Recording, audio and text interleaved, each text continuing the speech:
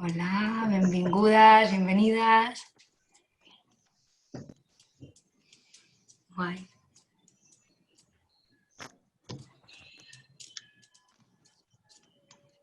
Hola, benvingudes totes, bienvenides.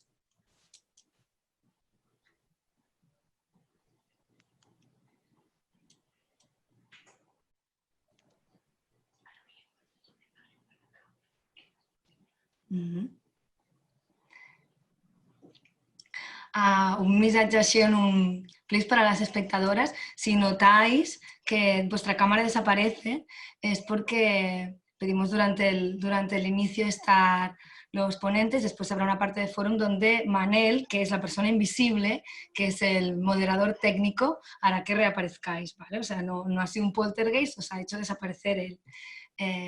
Y luego ya reapareceremos todas. Si queréis, son las 8:06, la 1:06 en Colombia. ¿Queréis que demos un minuto hasta las 8:07, la 1:07 y le damos? Vale. ¿Sí? Usted manda. Podemos poner, es verdad, cuánto poder. Podemos poner los modos aviones quienes quieran, yo sí lo voy a hacer. Ay, sí, se me olvidó. Quienes quieran darse el lujo de estarse un rato concentrados en un coloquio, ¿no? Como si estuviéramos en sala, luces apagadas, toda esta cosa. Y son las 8:07, la 1:07 en Colombia. Vamos a empezar, si os parece bien a todas. Bienvenidas, benvingudes al coloquio amb les creadores de la Noche sin Tiempo. Pues eso son las 8:07, la 1:07 en Colombia, las 8:07 en Barcelona. Moltes gràcies a totes per venir, tanto a las ponentes como a las oyentes o espectadoras. Estamos juntas de una manera extraña, ¿no? Porque estamos algunas en una parte de un lado del océano, otras en otra, pero estamos juntas y aparte ya somos muy acostumbradas a encontrarnos de esta manera medio virtual, medio real. Nos hace mucha ilusión teneros a todas aquí, repito, tanto a las ponentes como a las oyentes, porque es el momento de ponerle la guinda, el broche, a un proceso de creación muy fuerte, que nos hace mucha ilusión explicar, un proceso de creación completamente inaudito, una creación dramatúrgica en investigación que ha durado 3 años y que no se ha quedado en la mente, sino que se ha convertido en 2 proyectos que se pueden ver, físicos, uno estrenado en Bogotá el pasado diciembre, el otro a puntito de estrenarse en el Grec de Proximitat ahora mismo el día 15 de julio. Pues nos presentamos a todas, yo soy Raquel y con Cristina, que es la que saluda. Somos el equipo de comunicación del Teatro Tantarantana y vamos a moderar el coloquio. Contamos desde Colombia con las dramaturgas Said Pecheski, Johan Belandía, César Álvarez y Jefferson Palacios, y con las dramaturgas del otro lado, las dramaturgas catalanas, Salvador Sánchez, Eric Balbás, Laura Mión. Y no hemos podido contar con Denise Duncan y con Laia Alsina, que también fueron participantes del taller. Tenemos también a los 2 directores de los proyectos estrenados, La Noche sin Tiempo, Jorge Hugo Martín, que además es el director de La Maldita Vanidad, que es la sala en Bogotá cómplice de esta historia con Tantarantana, y a Pau Masaló, que es el codirector de La Noche sin Tiempo Bogotá y director de La Noche sin Tiempo Raval, que está a punto de estrenarse. Contamos también con Albertola, que ha sido el coordinador dramatúrgico del proyecto y que todavía está bien metido con este final a punto de estrenar, con Julio Álvarez, coordinador del proyecto. Y tenemos 2 objetivos principales en este coloquio. Uno es explicaros a todas esta manera de trabajar, el robatorio, el robo amable, ¿no? El robo permitido, el compartir conciencias, ideas y acabar creando una pieza entre todas que todas, me imagino, todas os sentís propia. Y después el otro objetivo es ponerle un broche a un proyecto tan intenso, tan largo, con un final tan extraño, que imagino que habéis... ¿no? Es un proyecto que empezó como intercambio, como fiesta, como creación colectiva y tiene un final pues un poco en encierro, en dolor también, ¿no? Estamos en un momento muy raro y queremos ponerle un cierre festivo con este coloquio. Entonces, vamos a seguir la siguiente mecánica. Vamos a empezar explicándoos qué es este método de trabajo, esta dramaturgia cleptómana contaminante. Luego os explicaremos, cada dramaturga pondrá en común un poco cómo ha vivido el proceso y lo que nos quiera contar de estos viajes a Bogotá y estos intercambios creativos. Contaremos también con la explicación un poco histórica de cómo ha funcionado este proyecto desde 2018 en sus 3 etapas y finalmente daremos voz a los 2 directores para que nos expliquen cómo lo han hecho realidad, cómo lo han puesto en personas y lo han sacado a escena. Durante todo este tiempo, las espectadoras podéis participar. Hay un chat en la barra de abajo donde podéis escribir, tengo una pregunta, y comentar lo que oigáis que explicamos o poner preguntas. Las iremos recogiendo todas y entonces en el final de la sesión os daremos paso. Nuestro objetivo es os daremos paso con cara para podernos ver y podremos un poco compartir con vosotras directamente estas preguntas o comentarios. Y un poco ya podemos entrar al lío. La noche sin tiempo. Empieza en 2008 con la locura de mezclar dramaturgas de Colombia y de Cataluña y a ver qué pasa. Continúa el año siguiente con un proyecto concreto trabajando por parejas y concluye todavía un año después concretando los proyectos. Entonces, yo creo que lo mejor es que Alberto Ola, que es el coordinador dramatúrgico de la propuesta, si nos quieres explicar, fundamentos de la dramaturgia cleptómana contaminante, un poco cómo habéis trabajado, qué os esperabais y qué ha sido, lo que tú nos quieras explicar. Bueno, en primer lugar, bienvenidos y bienvenidas a todas y a todos. Gracias por este espacio, porque en este momento tan difícil para la dramaturgia y el teatro en general, tener un momento de reflexión dramatúrgica y metodológica dramatúrgica me parece un lujo absoluto. Y bueno, es hacer del defecto virtud, ¿no?, dentro de toda esta situación. Así que estoy muy contento de que haya una posibilidad de sacar un provecho teatral a toda esta situación, ¿no? Bueno, voy a intentar explicar un poco todo este cipostio, porque ha sido un auténtico cipostio. Originalmente el proyecto eran 5 autoras y autores catalanes y 5 autoras y autores colombianos.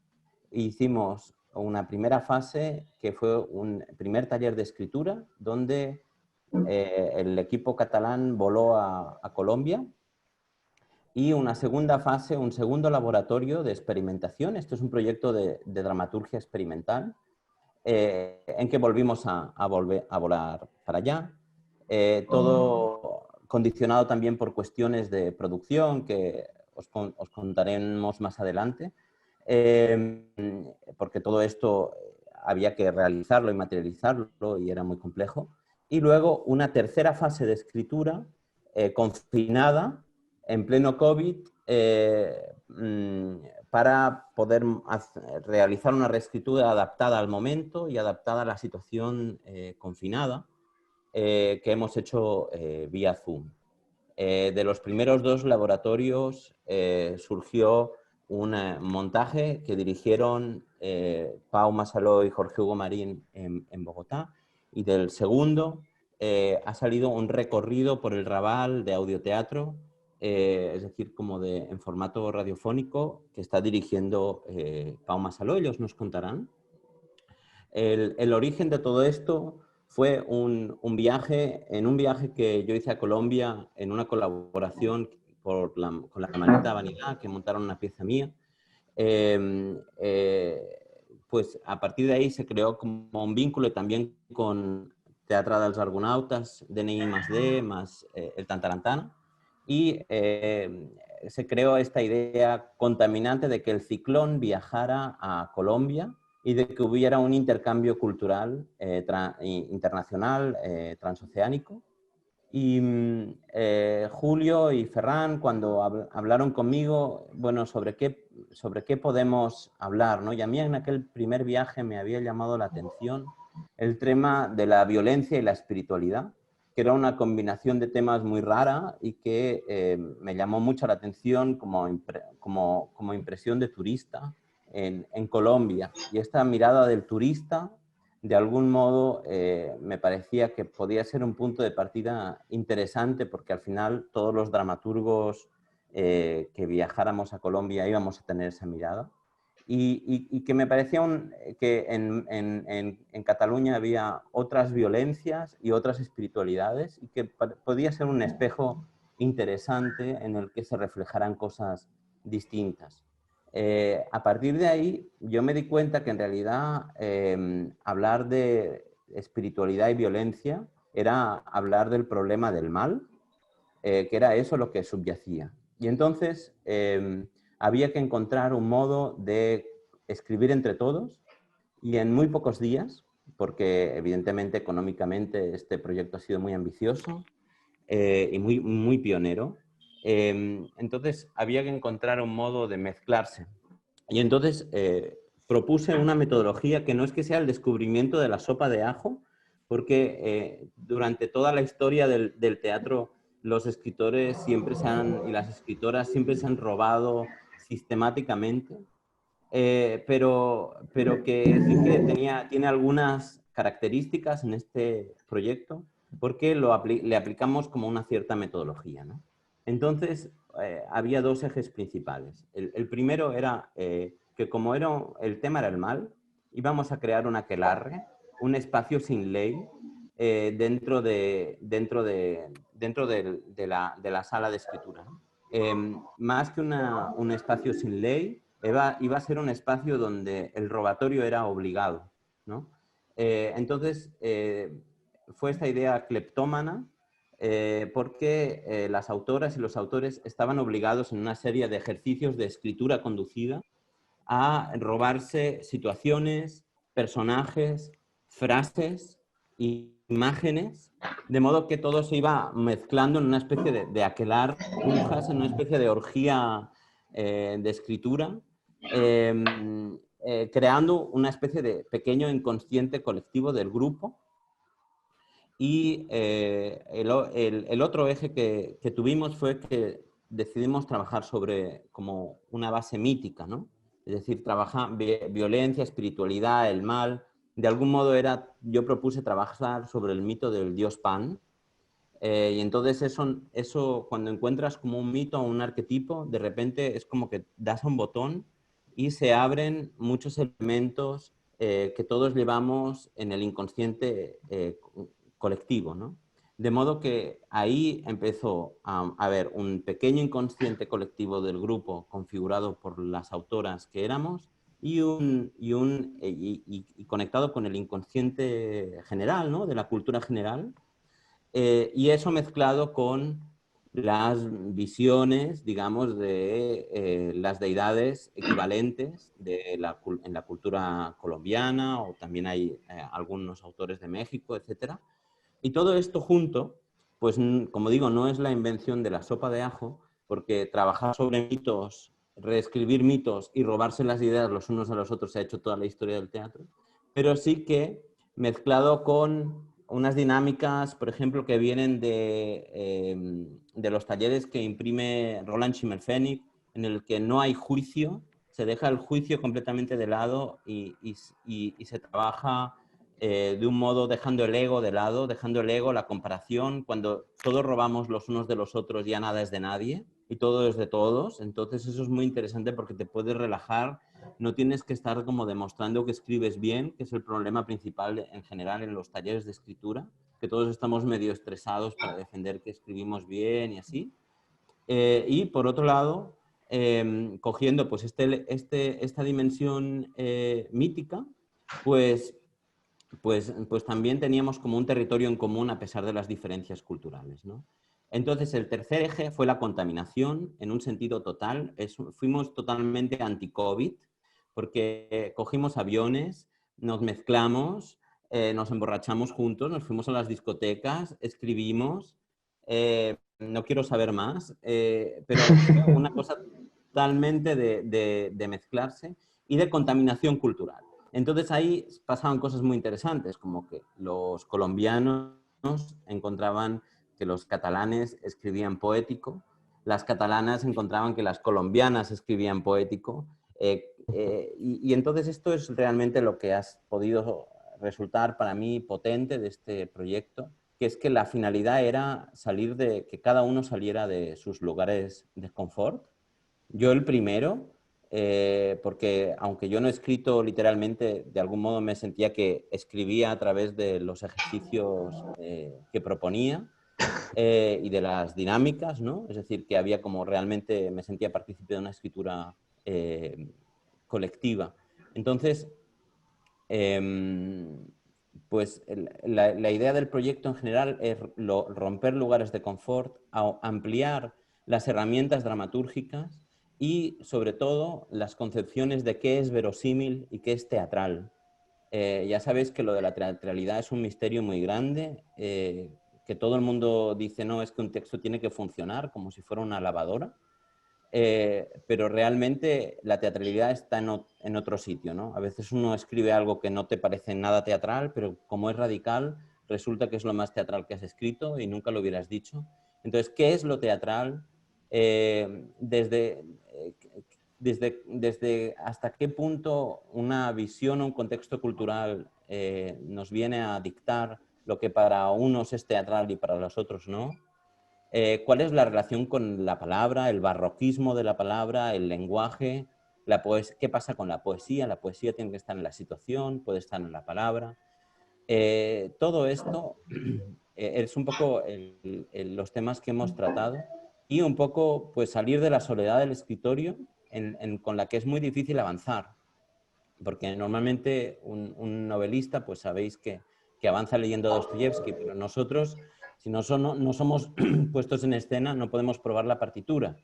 Y aún así, cuando lo probamos, es muy difícil salir del propio solipsismo y del propio lenguaje poético, ¿no? Entonces, esta ha sido una manera de como obligarnos a entrar en los universos de los otros y adquirir obligatoriamente otras herramientas. Yo, por ejemplo, no escribo nunca comedias y cuando en otras experiencias de escritura colectiva me he visto obligado, porque un compañero me obligaba a escribir comedia, de repente adquieras nuevos instrumentos, ¿no? O le das a la comedia un color distinto que nunca le hubieras dado de entrada, ¿no? Entonces, en la segunda laboratorio, el primer laboratorio fue robar a saco, un robatorio puro y duro, y entonces fue muy lúdico, fue muy divertido. En el segundo ya empezamos a sufrir más la marrana porque teníamos que ir a construir una escena, a sacar una escena para un espectáculo, y entonces eso ya fue harina de otro costal, y hicimos parejas, ¿no? Entonces decidimos que para hacerlo más complicado y justificar el billete de avión, íbamos a hacer que una colombiana trabajara siempre con una catalana, ¿no? Y así el cruce de culturas era como obligado, ¿no? Y entonces de ahí salieron como las primeras escenas, salió un material dramatúrgico tremendamente abundante porque pues somos muy prolíficos, ¿no? Y entonces, evidentemente, luego siempre ha habido que hacer dramaturgias y adaptaciones a los distintos contextos. Y luego también había momentos en el proceso en que simplemente hablábamos, ¿no? Compartíamos miedos, cómo nos sentíamos. La verdad es que era un grupo muy agradecido porque enseguida como expresaba cómo se sentía, ¿no? Entonces esto era muy, muy fácil, ¿no? Saber dónde uno estaba. Al menos para mí, coordinando todo esto.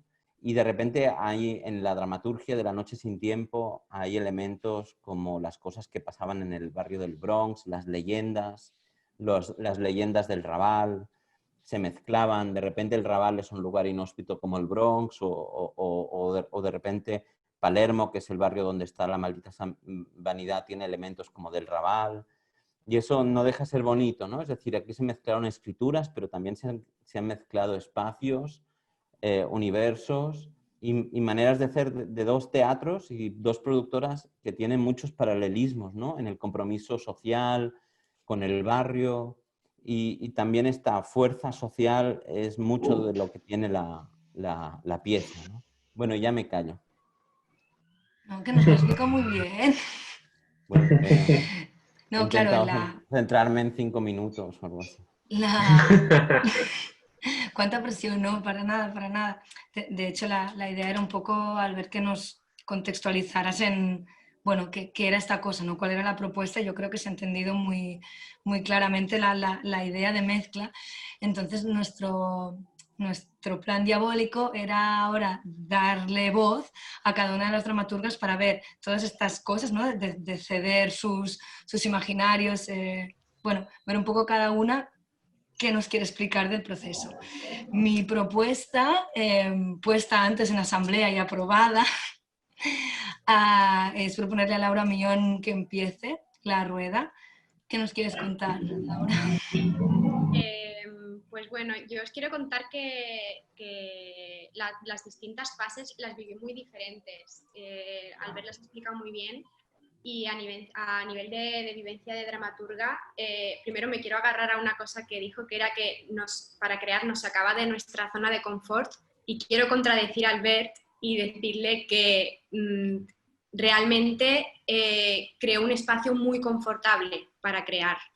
En el primer encuentro había como un ambiente en el que nos sentíamos al menos yo, muy a gusto escribiendo, sin ningún tipo de presión, o sea que escribiendo sola en mi casa estoy menos confortable de lo que estuve escribiendo en grupo, robando personajes, imágenes, ideas, y esto tiene que ver con la metodología y también tiene que ver con que cuando llegamos ahí la primera vez, al menos yo estaba como muy sobreestimulada, ¿no? Todo era nuevo, la gente que estábamos conociendo, los dramaturgos de allí, entre los de aquí ya nos conocíamos un poco más, y también vimos muchísimo teatro allí, entonces de repente pues todo eran estímulos, ¿no? Vimos teatro diferente del que hay aquí, y entonces creo que creaba mucho desde la fascinación por el otro, que creo que es un factor importante a la hora de escribir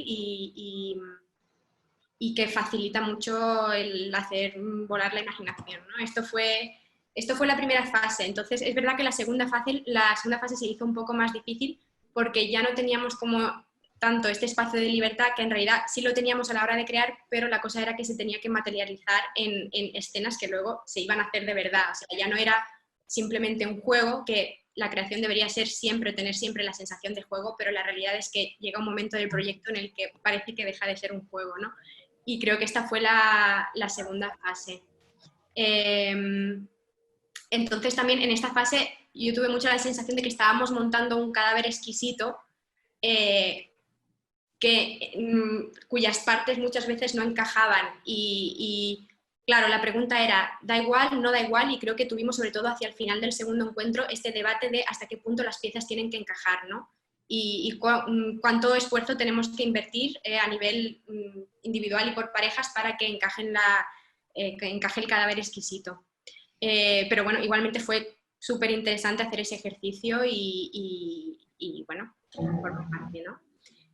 Y la tercera fase, y ahora para hablar un poco de cómo fue la colaboración con la pareja, claro, fue curioso porque de repente, en mi caso que trabajé con Jefferson, tenemos unas maneras de escribir muy distintas, ¿no? Y juntarnos, bueno, ha hecho que ha salido un producto que yo jamás podría haber escrito sola y supongo que él tampoco. Entonces, digamos que las energías se han sumado y ha sido muy curioso. Y luego, hablando de uno de los temas que propuso Albert, que era el de la violencia, por poner un ejemplo de un detalle, claro, creo que en su imaginario, en Colombia, las personas están más familiarizadas con un tipo de violencia más explícita. Entonces, queríamos meter un tema de violencia en la escena y para mí, yo lo partía desde sutilezas, ¿no? Para mí era violencia que no te miraran en determinado momento o que no te hablaran, ¿no?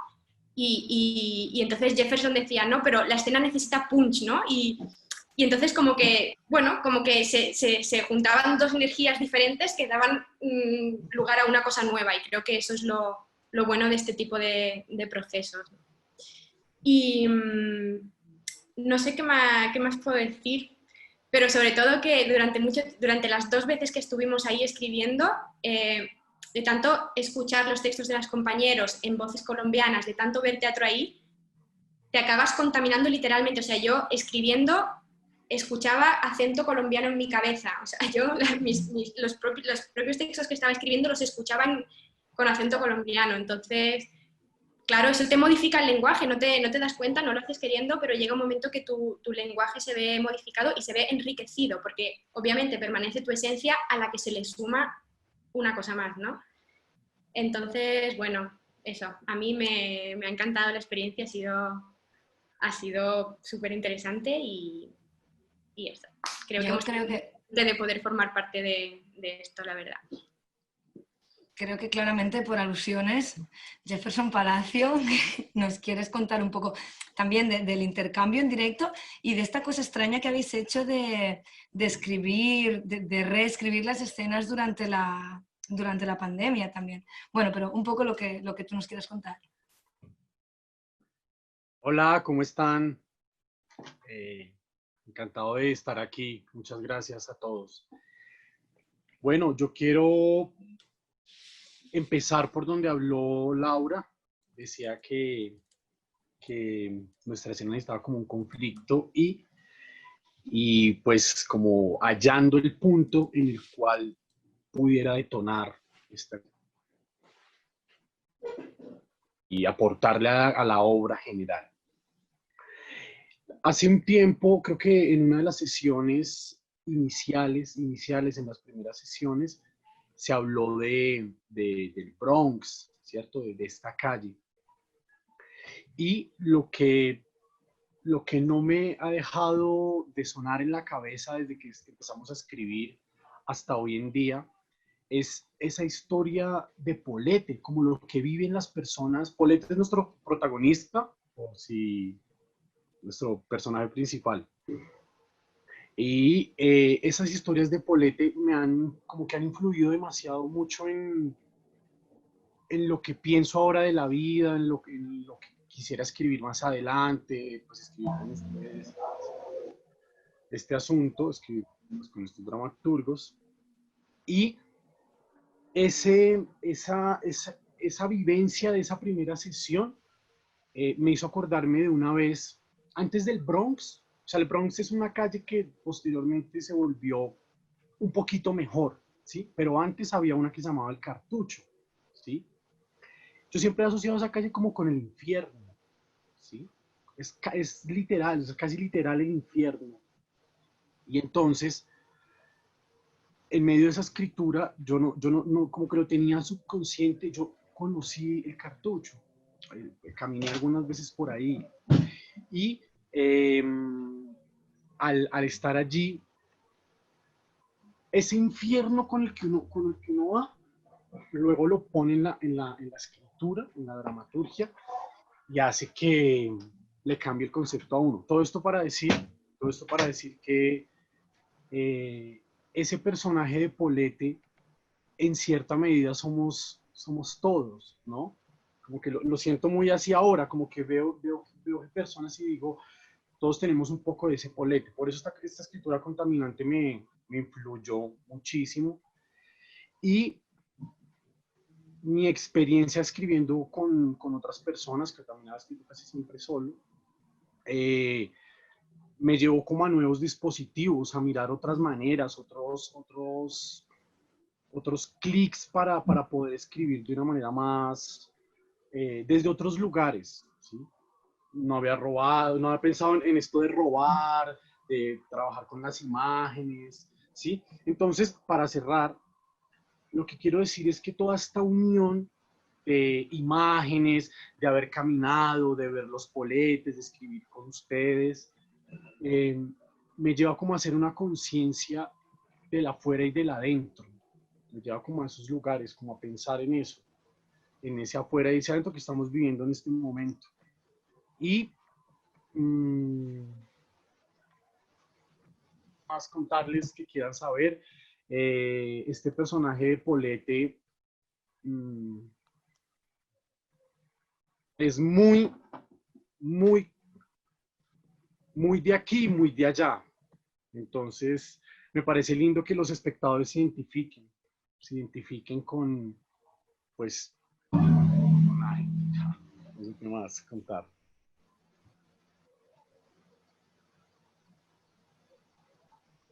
No, no sabía si te habíamos perdido, Jeff. Ah, No, no, está bien. Vosotros, Laura y tú, habéis sido una pareja dramatúrgica. Salva y Tania son una pareja dramatúrgica también. Entonces, Salva, tendrás que representaros a las dos porque Tania no se ha podido conectar. Os digo también que entre nuestras espectadoras y oyentes hay personas que harán una experiencia similar online. Existe un taller de dramaturgia contaminante entre autoras catalanas y otras latinoamericanas, del que se podrá ver una muestra el 20 de julio. Entonces también, por si las queréis tener en cuenta y darles algún consejo a la hora de hacer este taller, que no será presencial sino online. Adelante, Salva, lo que nos quieras contar.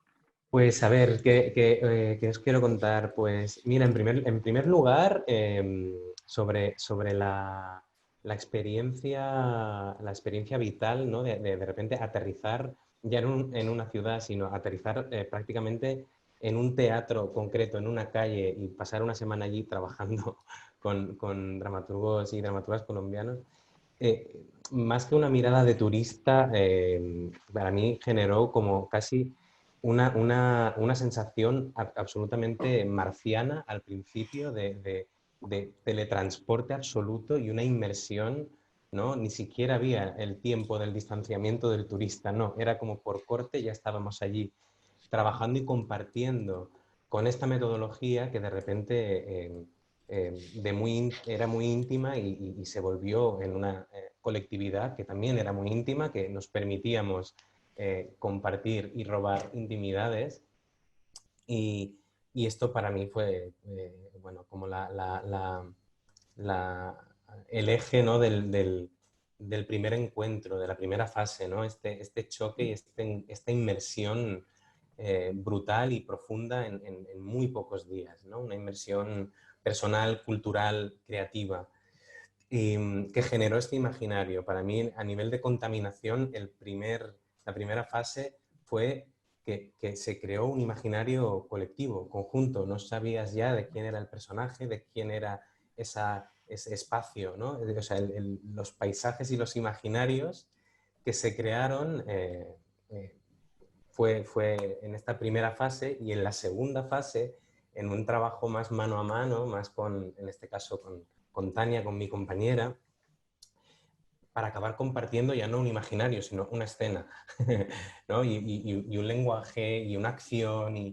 Y ya que no está Tania, quiero citar una frase que me dijo en una de las primeras sesiones de la segunda fase, que me preguntó después de la clase si tenía algo que hacer luego, como si yo hubiese ido a otra cosa, ¿no? Fue muy divertido, en plan, no, yo he venido aquí a esto, ¿no? Y en este caso concreto, además, a estar contigo y trabajar contigo. Dice, no, es que tengo la sensación de que estamos ya casados y todavía no te conozco. Y bueno, y pasamos la noche conociéndonos y trabajando. Y fue súper lindo también esta contaminación. Para mí, claro, la segunda etapa está mucho más teñida por esta experiencia más de pareja, ¿no? Que fue también muy intensa. Pero releyendo la escena que escribimos en ese momento con Tania y que ahora hemos reescrito para esta última fase, me pasó una cosa muy curiosa que creo que define muy bien el proceso, que es que así como había partes que reconocía perfectamente quién las había escrito, había otras partes que no tenía ni idea, pero partes grandes, ¿no? De que no saber de quién formaban parte, porque bueno, era de los dos y era ya de la obra, ¿no? Y esto para mí es la magia que se ha conseguido aquí y que también ha sido muy extraño darle este cierre, y con Tania prácticamente no podíamos ni trabajar por Zoom por la diferencia de horarios y de trabajos y casi era ya teleescribir juntos casi por audios de WhatsApp y enormes y eternos y reescrituras totalmente cleptómanas de confianza ciega, de te cedo la escena un día, me la devuelves y lo que decía Albert de la experiencia solitaria del escritor, pues te vas al otro extremo y realmente es muy placentero y uno se siente muy afortunado de haberlo vivido, porque quién sabe si volveremos a vivir una experiencia así con tantas manos y con tantas cabezas. Muchas gracias. Yo querría dar paso a la pareja Johan-Eric, porque si no me equivoco sois los artífices del protagonista. O sea, hay un protagonista en esta. Es una obra con muchas personas. Sí, celebremos. Hay un polete y este polete nació de unas cabezas. Y si no me equivoco, la cabeza en concreto es la cabeza de Eric, pero visto desde los ojos de Johan. ¿Nos quieres explicar, Johan, un poco? Bueno, buenas noches allí en Barcelona. Sí, pues fue un trabajo súper interesante. Creo que este proceso de La Noche Sin Tiempo me hace reflexionar mucho a mí en la potencia y el poder que tiene el teatro como esencia, ¿no? El teatro como escucha y también como diálogo. Creo que allí el punto de partida al enfrentarnos a un proceso colectivo siempre fue, al menos para mí, y suena un poco frase de cajón, pero es maravillosa, la frase de Sanchís, del maestro Sanchís, de prohibido escribir obras maestras. Entonces creo que fue una renuncia al ego total, que me encanta y que me parece muy positivo, y al escuchar al otro y introducirnos en el universo del otro. En mi caso de Eric, con quien tuvimos mucha afinidad y realmente el trabajo fue tan generoso, solidario, amable, y siempre como en la dinámica, otra vez, del teatro, en esa dinámica del juego. ¿Qué tal si pasara esto? ¿Qué tal si tal? Y siempre escuchando y dialogando en esa dinámica. Eric, en la primera parte del taller, propone el personaje de Polete, y también resulta muy interesante en esta escritura contaminante el reconocer los aciertos del otro. Eso es muy, porque a veces hay un ego intelectual, posudo, de soy un súper escritor, y acá no. Acá todos éramos cualquiera, éramos tan malos y tan buenos. Cada fracaso resultaba un acierto para continuar en el proceso. Entonces, eso me pareció muy positivo. Así que Eric propone en el taller y el personaje de Polete, y de una vez, oye, eso está muy interesante porque no lo trabajamos por este lado, oye, ¿qué tal si le pasa esto? Y en ese qué tal, pues sucede un diálogo muy fraterno y un diálogo además sorpresivo porque no nos conocíamos, pues tuvimos las sesiones de la primera etapa y la segunda, pero en esa dinámica de abandonar los egos, en esa dinámica de construir un trabajo colectivo, de pensar en el resultado, en la obra de todos y no en defender a capa y muerte mi idea, sino que las ideas de todos eran tan valiosas y eran a veces tan malas también, que podíamos entrar allí a ese territorio sin juicio y con mucha generosidad y con mucha simpatía, con mucha risa, ¿no? Entonces, cuando yo me equivocaba, Eric, ¿será que esto está como demasiado o esto no funciona o tal?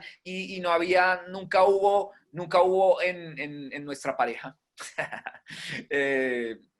nunca hubo un choque de defender a muerte alguna posición, sino siempre era intentar escuchar y llevar estos dos universos a la par, y creo que eso es lo más positivo de La Noche Sin Tiempo y de los talleres dirigidos por Albert, y también la compañía de Pau y de Julio, ¿no? Entonces era muy bonito esto porque, lo repito, a veces nos encontramos en espacios donde la competencia, el ego, todo esto hace que el trabajo de la escena sea complicado, problemático, y afortunadamente en este proceso lo que más rescato justo es ese desprendimiento y esa neutralidad a la que nos enfrentamos todos y todas los autores, frente a las ideas del otro y a las de uno propio. También reconocer, oye, si esta idea mía está malísima, en cambio la de Eric está muy buena, o viceversa, y creo que en esa dinámica del robo, el robo es una palabra muy potente para la creación. Pensaba yo ahora que los escuchaba sobre la violencia, y también es muy interesante las visiones de violencia, ¿no? Pero luego también llegar al mismo conducto, que es violencia. O sea, en mayor o menor grado, en este o cual territorio, siempre identificar este caparazón que nos unía a todos, y era el tema de la religiosidad y de la violencia. Así que nada, para los que van a tomar el taller de la dramaturgia contaminante, creo que el consejo es que se dejen contaminar plenamente, que abran sus brazos al COVID, así como contamínenme, y que permitan justamente la palabra es chistosa y un poco fuerte, esta penetración de las ideas de los otros. Yo tengo muchas ganas de preguntarle a Eric por Polete, pero veo el dedo de Albert. Solo quiero decir una cosa muy breve, y Adelante. es que esta magia de la que ha hablado Salvador y Johan, yo practico esta metodología en otros contextos y no siempre se da. Necesitas autores muy valientes y muy potentes como las que hemos tenido. Ellos no lo dirán y por eso levanto el dedo para decirlo yo. Y eso es muy, muy valioso, porque el trabajo, y esto quiero decirlo para nuestros espectadores, es un trabajo en realidad sobre la propia conexión de cada autor con la palabra. O sea, el ego acaba destruido. No es que se deje de lado, es que acaba destruido, porque el personaje de Polete no es que decidiéramos intelectualmente que iba a ser el protagonista, esto es muy importante, sino que emergió y todo el mundo lo usaba. Entonces, como todo el mundo lo usaba, se volvió el protagonista. Entonces es muy fuerte porque sin analizar es que emerge las imágenes, los personajes, las situaciones que todo el mundo de repente empieza a usar. Entonces son las mejores, es la ley del más fuerte. Y eso, claro, es una ruleta rusa para el ego de un dramaturgo, ¿no? Evidentemente. Ya me callo. Eric, como pareja de Johan y dramaturga participante. Bueno, lo de Polete, ¿no? Ya que ha salido Polete, la verdad es que no entiendo mucho lo que ocurre, ¿no? Porque para mí Polete es como un fantasma de cuando yo era adolescente, es un skin de 30 años con un tatuaje aquí que pone ante todo. Entonces, claro, a mí es como es posible que eso, ¿no? O sea, conectara con todos y todos empezáramos como a redactar cuentos sobre este personaje, ¿no? Así que no sé muy bien lo que ha pasado. Creo que tiene que ver con el inconsciente. Para mí todo este proceso, la verdad es que ha sido como súper, ha sido un punto y aparte, ¿no? O sea, creo que he aprendido un montón de todo este proceso, y para mí ha sido como un despertar de un diálogo con el inconsciente. Gracias a Albertola y su cabeza psicoanalítica y simbológica. Y a vosotros que me anclabais, porque si no, esto no hubiera llegado a buen puerto. Yo me acuerdo que antes de ir a Bogotá, hablé con mi terapeuta que me decía que Colombia era el país de los sueños, ¿no? Que era el país donde lo onírico ocurría, ¿no? Y creo que ha sido tal cual, ¿no? Creo que no sé, para mí fue un choque enorme, ¿no? Todo, desde el momento que llegué allí y todas las analogías que haces, ¿no? Todo lo que conoces y cómo lo contrastas con lo que ves ahí, ¿no? Todo es más exuberante, todo es como que explota en Colombia, todo es más bello, todo es más grande, todo es más violento, más espiritual, o al menos yo tenía esa sensación. Y no sé, lo que me llevo como ese diálogo con el inconsciente. Ahora pienso que soy dos, yo y otro que está pues por aquí, que es mucho más sabio y mucho más inteligente que yo. Y llevo eso.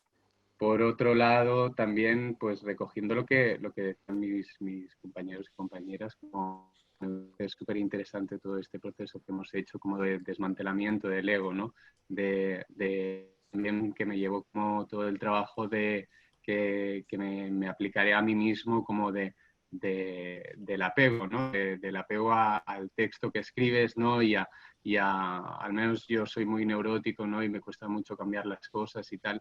Y gracias a que pues, los compañeros y las compañeras pues, te metían como la mano ahí y lo movían, lo cortaban, lo desmembraban, tal, pues no sé, creo que ha sido un trabajo muy interesante con el tema del apego y también hablando de pareja con Johan, pasó algo casi como simbiótico, ¿no? Porque me acuerdo como que para mí los momentos como más creativos con Johan era cuando quedábamos en el parque donde la escena ocurría, ¿no? Y íbamos como dando vueltas, ¿no? Como dando vueltas en espiral sobre ese espacio y tal.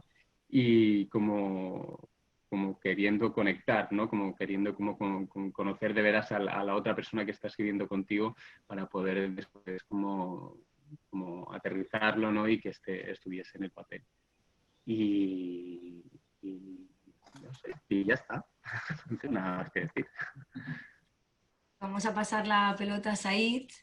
Said, tú eres pareja autor de Demis, que no ha podido estar.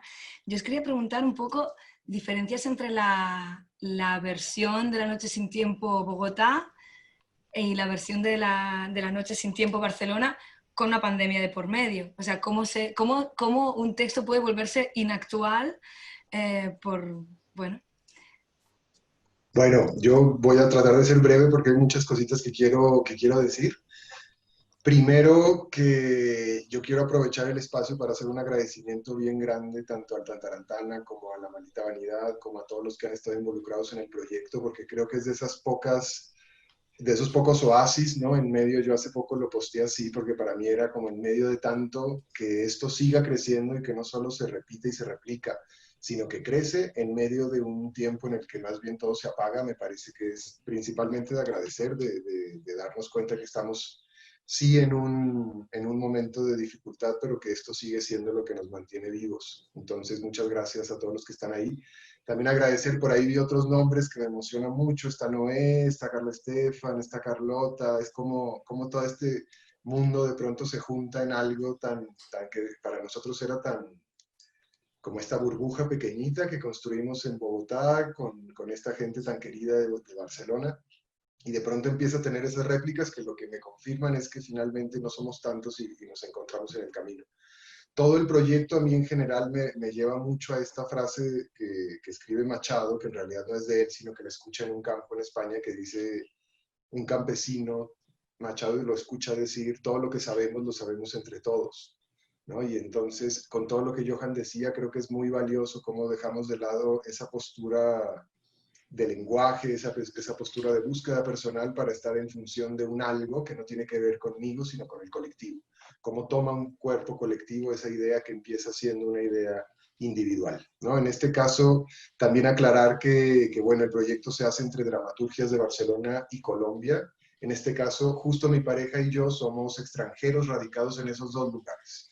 Es decir, Denise desde Costa Rica, yo desde México, y cómo entramos en este contexto de catalogación de colombiano y ella de catalana, principalmente por el lugar en el que vivimos, ¿no? Y la gente con la que nos relacionamos. Con Denise fue muy fácil trabajar, es decir, Denise tiene una capacidad de hacer fácil lo difícil. Creo que sería la manera más fácil de describir ese poder que ella tiene con la palabra.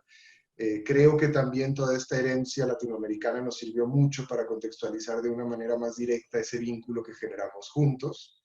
Y a mí me interesa mucho hablar un poco de cómo fue la versión escénica, ¿no? Es decir, hemos estado hablando sobre cómo se construyó el texto, pero en Bogotá hicimos un primer ejercicio de puesta en escena dirigido por Jorge Hugo y por Pau, en el que fue la primera vez que teníamos que solventar toda esa construcción dramatúrgica en un ejercicio de puesta en escena que no durara 6 horas, principalmente. Entonces, creo que ahí fue muy valioso todo el trabajo que hicieron los directores para poder aterrizar cómo iba a ser ese primer cuerpo. Ahora va a tener un segundo cuerpo en Barcelona que va a ser muy emocionante porque justo ahí nos atraviesa la pandemia, justo ahí se detiene todo y tenemos que reformular esta idea de cómo va a llegar nuestra experiencia a la Noche del Tiempo al GREC, a este hermoso compromiso que tenemos. Creo que fue un punto en común a la hora que Albert nos plantea esta opción de recapitular la dramaturgia en función a las experiencias que estamos viviendo. Y sí había un punto muy colectivo de mantenernos en lo que es la dramaturgia más allá de radicalizarla un tiempo, ¿no? De volverla presente por el único hecho de estarlo atravesando.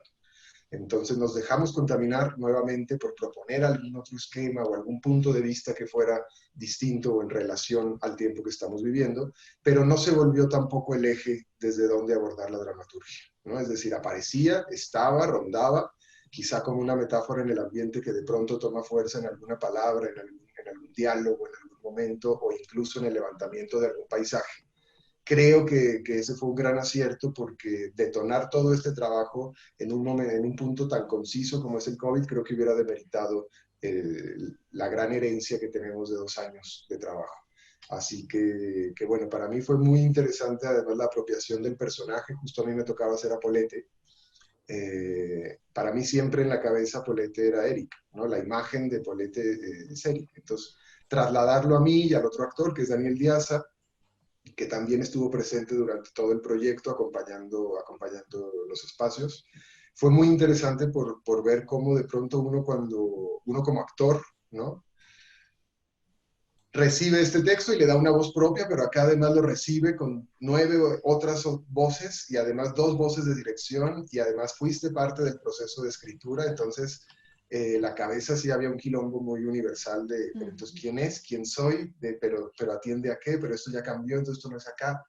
Es decir, creo que en síntesis para mí la gran ventaja o el gran hallazgo del encuentro fue lo humano, el trabajo humano, el conocer a mis compañeras dramaturgas, a mis compañeros dramaturgos y en abrir una ventana que hoy me doy cuenta que empieza a repercutir desde otros lugares, pero siempre desde esta calidad y desde esta calidez que nunca fue de otra manera.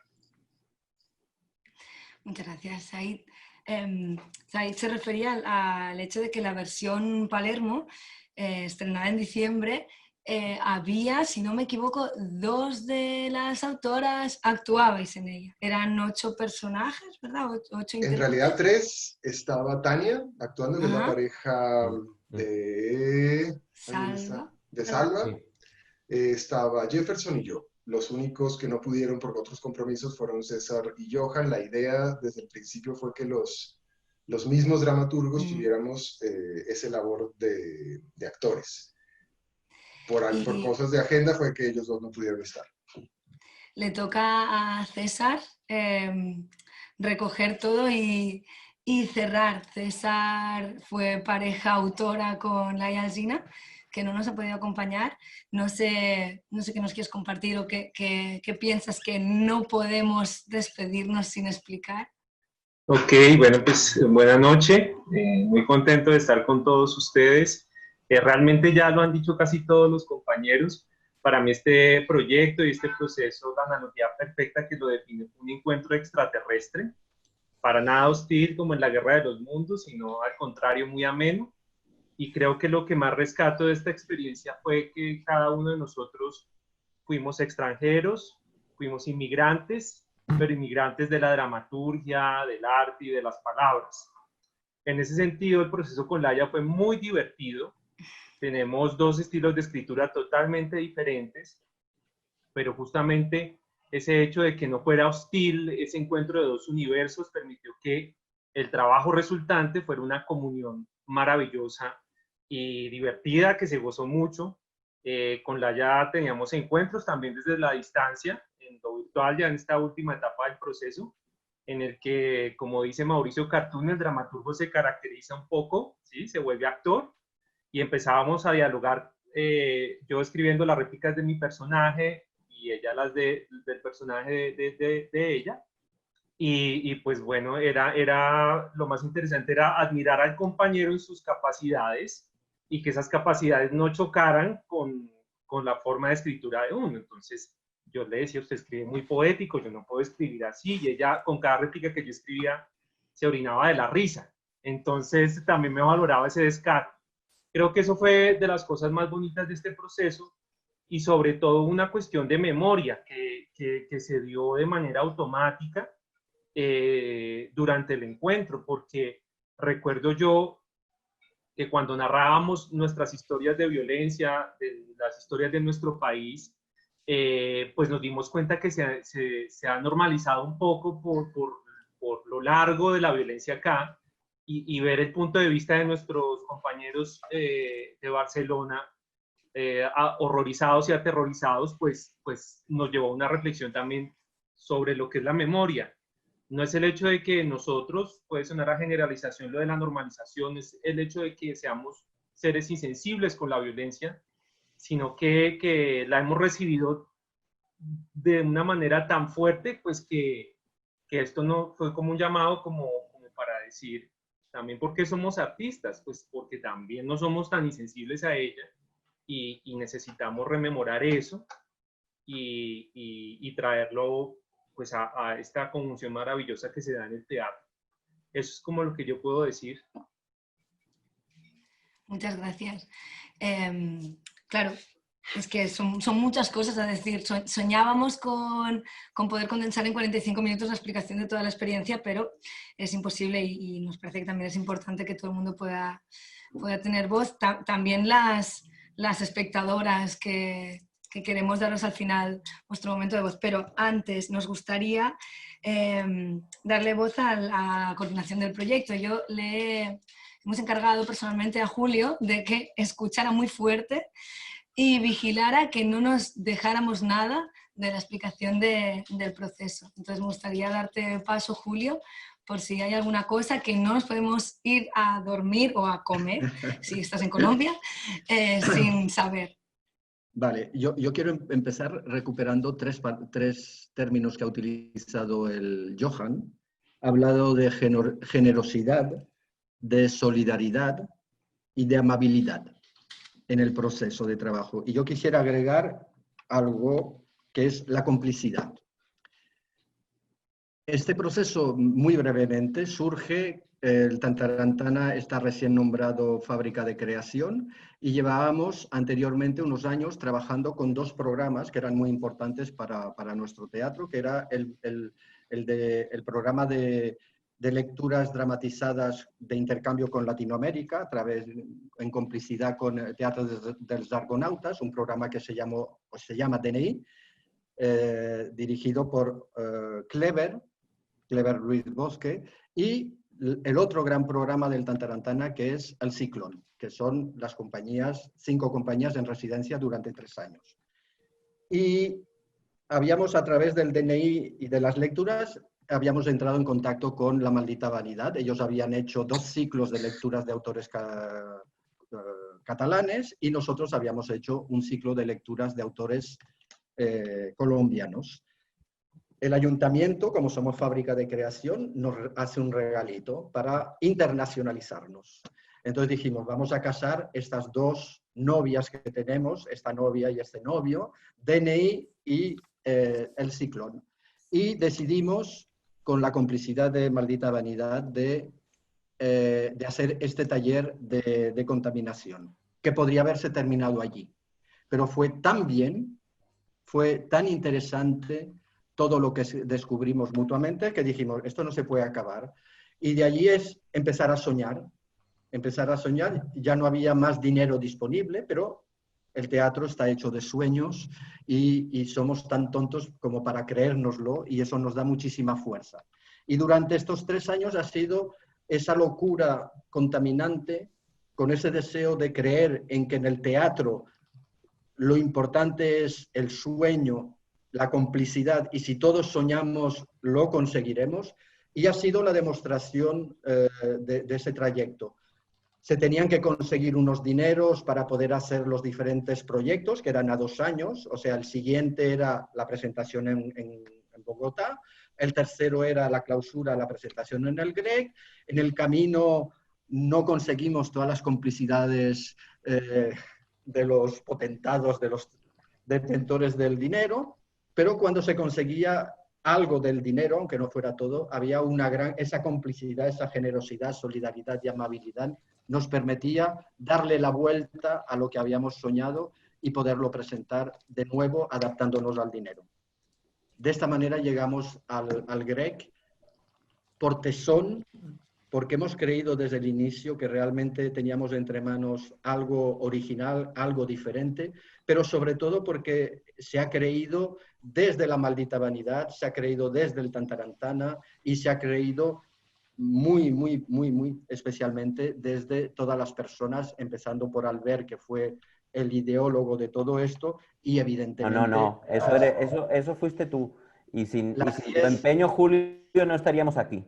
Vale, las 10 dramaturgas y dramaturgos que nos han seguido como son y nos han contaminado con toda su fuerza. O sea, es realmente yo como personaje ligado a la producción y a la gestión, es un sueño que a veces cuando lo cuentas parece imposible, que 12, 14, 15, más después los actores y todo esto, personas hayan podido creer en esto y hayamos podido salvar hasta el coronavirus y poder presentar en el GREC algo que fue totalmente nuevo y que me parece que es precisamente la fuerza de todo esto, el haber creído firmemente en este proyecto y haber sido capaces de traspasar todas las dificultades, con lo cual muchísimas gracias. Esto para mí ha sido el regalo de alguna manera de un poco de cierre de mi trabajo.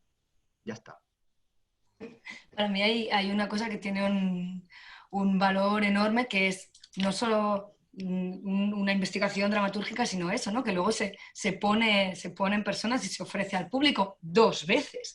Y además, gracias también a la heroicidad de La maldita vanidad y de Jorge Hugo Marín y de Pau Massaló, que se aventaron un Frankenstein y lo pusieron en escena de manera muy a contrarreloj. Es difícil. Una cosa es escribir experimentalmente, pero luego la aventura de materializarlo. Perdona que te haya... Raquel.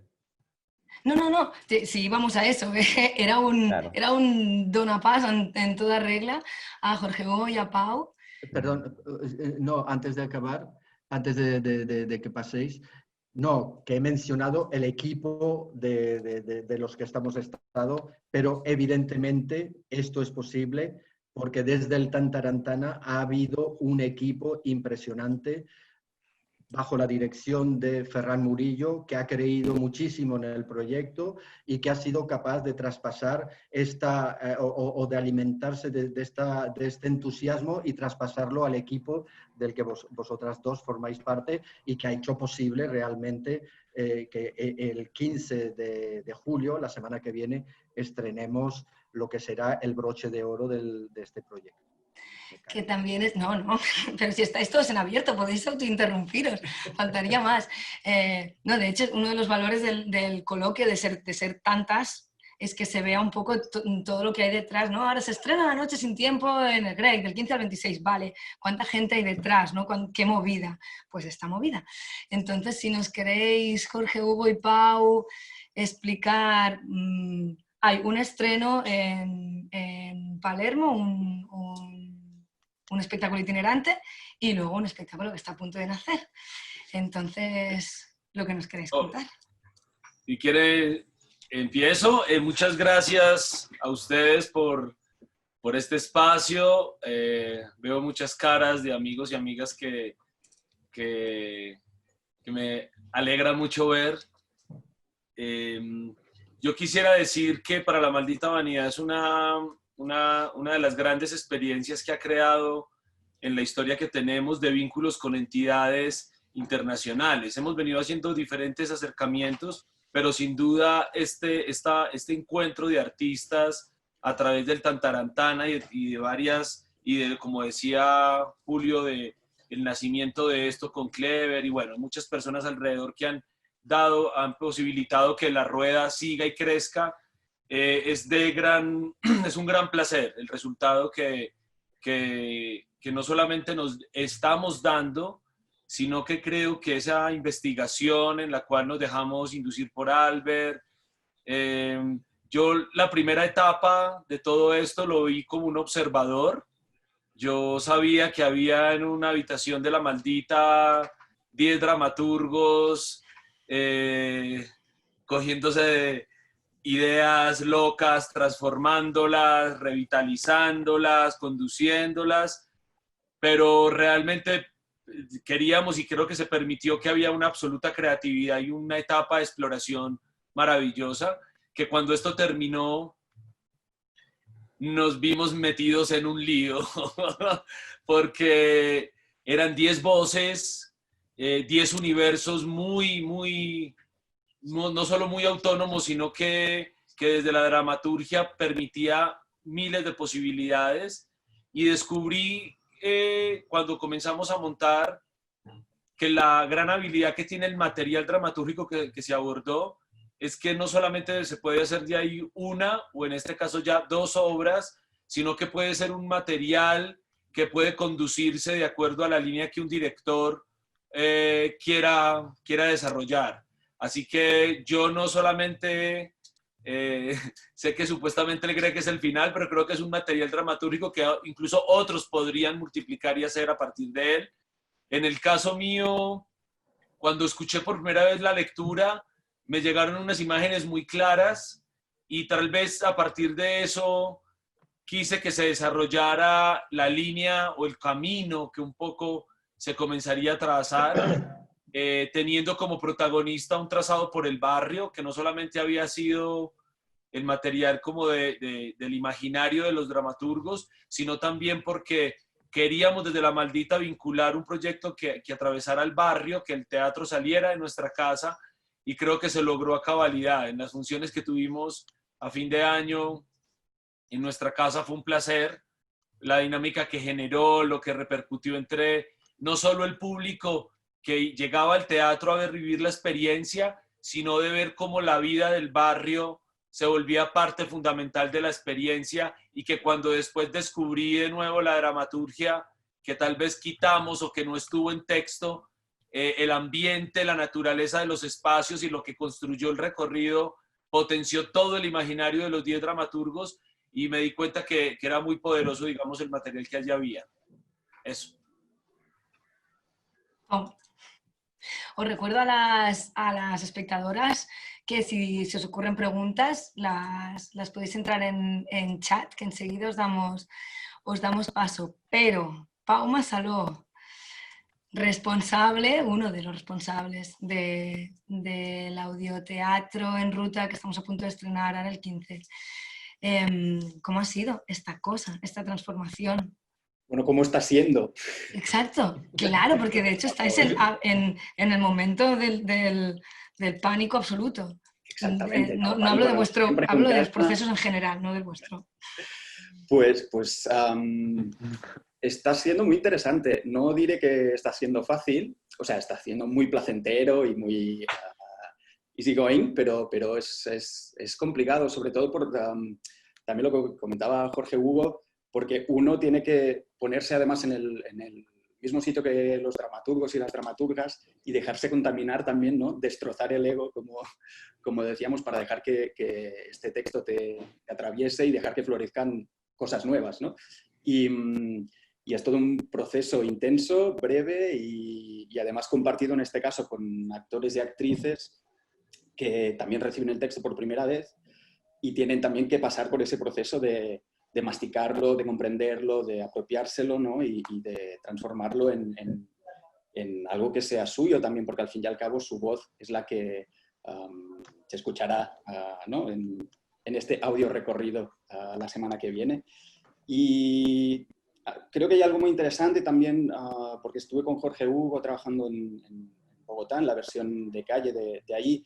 Claro, la versión de Barcelona es en la calle, pero con auriculares, sin actores, digamos, físicamente presentes en los espacios.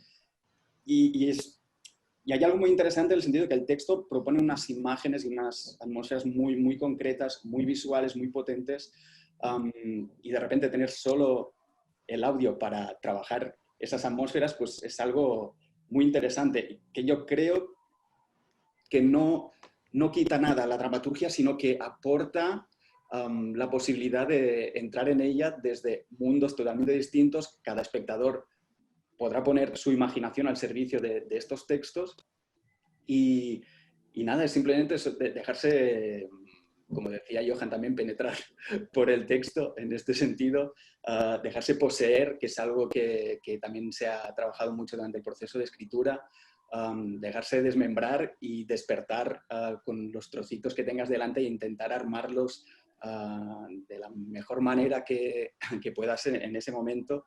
Y creo que finalmente este proceso también se le exige de alguna manera al espectador. O sea, no es un texto que te permita ser un espectador pasivo en ese sentido, sino que requiere que también hagas ese esfuerzo de dejarte contaminar como espectador y que te abandones un poco a las sorpresas que propone el texto y descubrir el barrio también desde otro punto de vista. Creo que en este caso la gente que ya conozca el Raval podrá transitar por él desde una óptica bastante distinta, sobre todo también teniendo en cuenta la situación en la que estamos, mascarilla, distanciamiento social, calor de julio en Barcelona.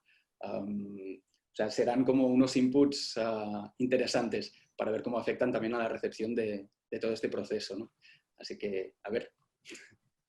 Qué bien porque creo que o sea, lo que tengo yo en pantalla es un mosaico y creo que lo que habéis conseguido es un mosaico con el que nos hemos hecho mucho la idea de lo que habéis vivido, este proceso tan complejo y tan fuerte y tan fructífero. Abrimos forum, entonces si queréis preguntar o vais a participar en el taller o cualquier cosa, es el momento de decirnos cosas. Yo tengo una pregunta para romper el hielo, que me la iba a saltar, pero es que no quiero perder la oportunidad. Yo quiero preguntarle a Eric Balbás, sí, o sea, Polete, entonces es una persona de tu infancia que se llama Polete. O sea, ¿este skin era una persona real que se llamaba Polete?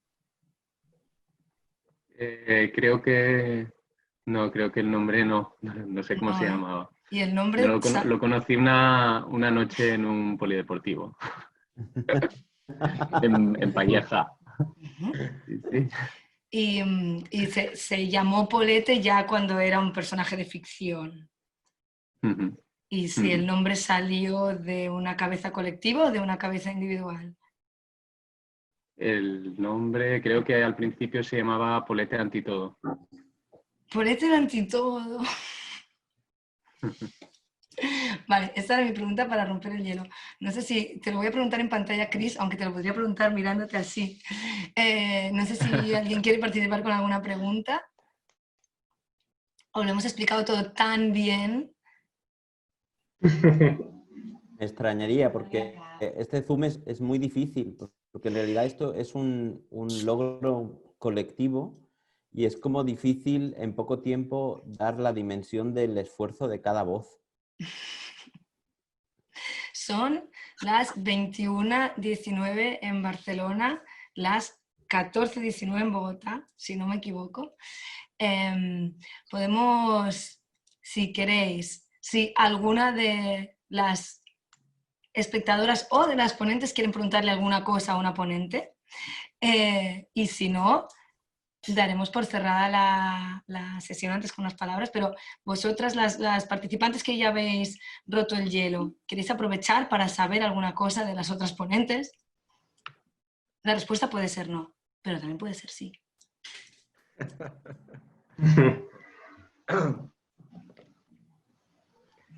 No. Bueno, simplemente agregar que como ya hicimos la contaminación entre dos países, Cataluña y Bogotá y Colombia, nos pareció que teníamos que buscar un poquito más un aliciente especial, y ahora este nuevo reto del nuevo taller será entre Cataluña y 5 países latinoamericanos. Es decir, que tendremos una autor de Chile, de México, de Argentina, de Perú y de Bolivia, para complicar todo un poquito más. Lo que pasa es que el proceso va a ser distinto porque va a ser como de que cada autor, a través de este proceso que es cleptómano, pero por otro lado es contaminante, porque mezcla nacionalidades distintas y todavía va a ser más contaminante porque son 5 países distintos de América Latina. Se perseguirá que cada autora escriba una obra corta en 4 días y corresponderá más a lo que fue la primera parte del taller, y claro. Será impartido por mí junto a Rodrigo García Olza y culminará en unas piezas de videoarte. Bueno, yo no sé si llamarle videoarte, pero en una muestra, digamos, por Zoom de las piezas. Y un debate posterior que habrá el día 20, si no me equivoco, ¿verdad, Julio? El día 20, exacto, a y las que 8. Forma parte como de actividades como esta, como de actividades complementarias para amplificar la dimensión de la noche sin tiempo. Johan, para cerrar, dinos.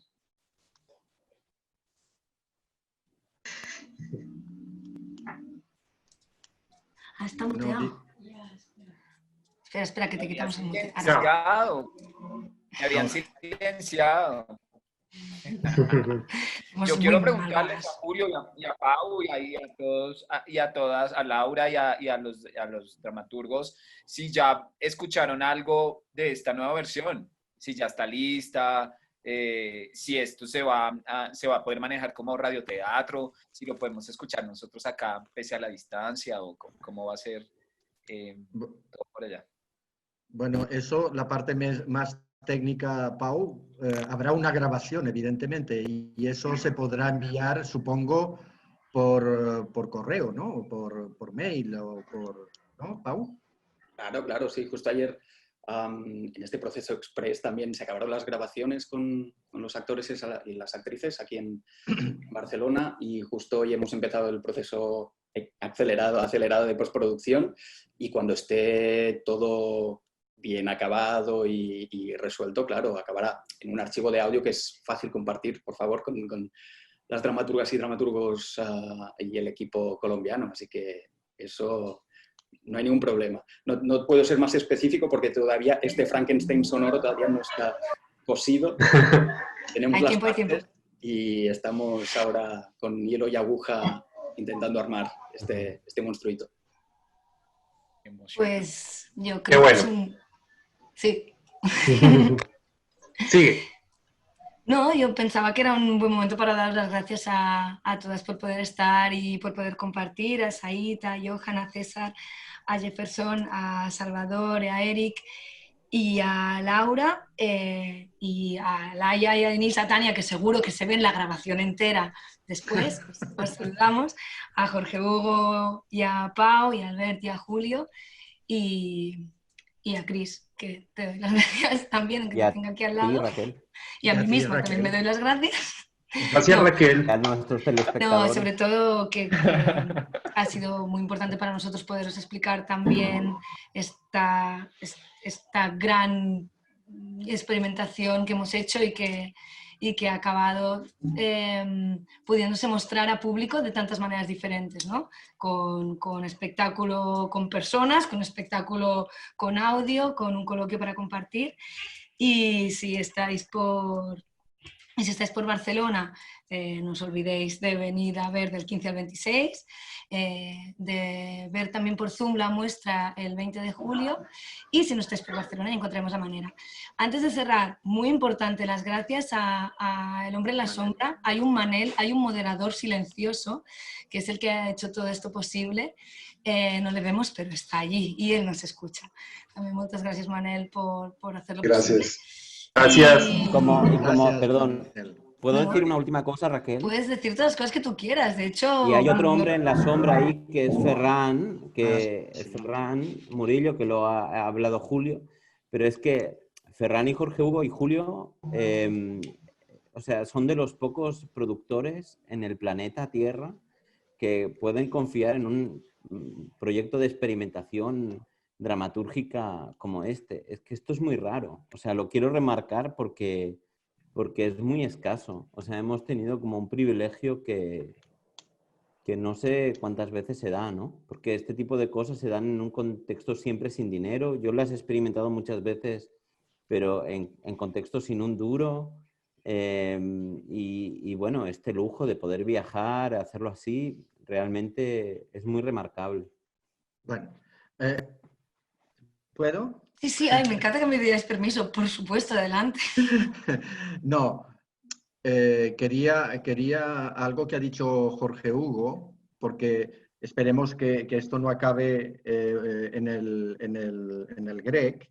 Una de las cosas que desde el principio con Albert y Ferran y Maika, que también nuestra gerente, y habíamos hablado, y es, Jorge Hugo decía que estas 5 obras resultantes de este espectáculo pueden ser un material para inventarse otros tantos espectáculos. Entonces, vamos a intentar, a ver si es posible, poder publicar todo lo que ha sido el proceso y, evidentemente, estas 5 obras para que se pueda distribuir y a ver si les salen por allí otras noches sin tiempo que se atrevan a seguir esta línea que hemos iniciado nosotros. Así sea. Así sea. Brindamos por ello. ¿Alguien quiere añadir? Yo quiero añadir que se va a dar una cosa maravillosa que solo se puede dar ahora que hacemos estas cosas de conectarnos online, que es que vamos a comer todos a la vez. Todas a la vez, la banda barcelonesa va a irse a cenar, porque no ha cenado nadie, porque estamos aquí desde las 7 y nadie ha cenado, y la banda colombiana, no sé si habéis comido antes, no, era el almuerzo. Entonces va a pasar una cosa, que es que vamos a despedirnos, nos vamos a ir todos a comer y será de alguna manera como comer juntas, de una manera rara. Y podemos comentar con las personas que tengamos en directo cómo hemos vivido esta puesta en común de investigación dramatúrgica. Nada, muchísimas gracias a todas por estar. Seguimos en contacto todo el rato, como siempre, y nada, nos vemos en el Tantarantana el 15 al 26 con la ruta de Audioteatro La Noche Sin Tiempo. Gracias a todos, qué alegría verlos. Gracias. Chao, amigos. Gracias a todos. Mucho. Gracias. Chao, chao.